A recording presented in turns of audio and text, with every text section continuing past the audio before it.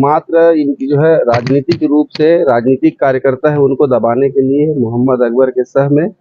झूठा मामला दर्ज किया गया था। कवर्धा में जब भगवा ध्वज का कांड हुआ था उसमें भी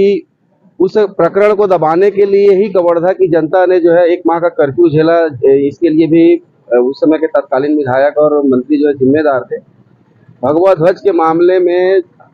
निर्दोष लोगों के खिलाफ मामला बना करके सबको जेल में डाल दिया गया था, लेकिन जो नामी लोग थे उनको भी नामजद उसमें मुलजिम बनाया गया था। उनके प्रकरण में सुनवाई नहीं हो रही थी क्योंकि ये बाकी लोग जो है अभी गिरफ्तारी नहीं हुई है करके, तो बाकी लोगों के हित में इन्होंने आकर के हमारे मंत्री जी जो विजय शर्मा जी है उन्होंने आके न्यायालय में उसमें मामले में समर्पण किया था। उस मामले में भगवा वाले मामले में जब उस मामले में न्यायिक अभिरक्षा में गए तब एक इनके खिलाफ उस मामले में जमानत की जब सुनवाई हो रही थी और उनको ऐसा लगने लगा कि इस मामले में जमानत हो जाएगी, सबका जमानत हुआ, तो वो जब अन्य लोगों का जमानत होता है एक मामले में तो बाकी लोगों को जमानत मिल ही जाता है,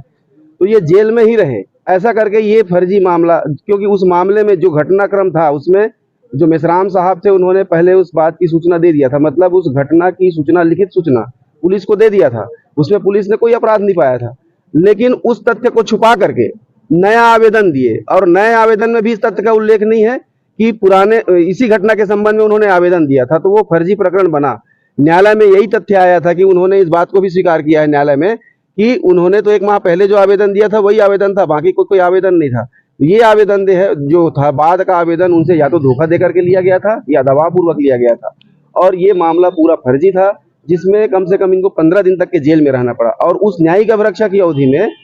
उस समय हमने भी ये कहा था कि बार बार इनको ये कोई पहले का कोई नामी बदमाश हो या इनके खिलाफ बहुत सारे मामले हो या किसी मामले में इनको सजा हुई हो, ऐसा तो कोई था ही नहीं। इनके खिलाफ जो भी मामले हैं 2018 के बाद जब सरकार बदली, कांग्रेस की सरकार आई, उसके बाद के मामले हैं, 9-10 मामले हुए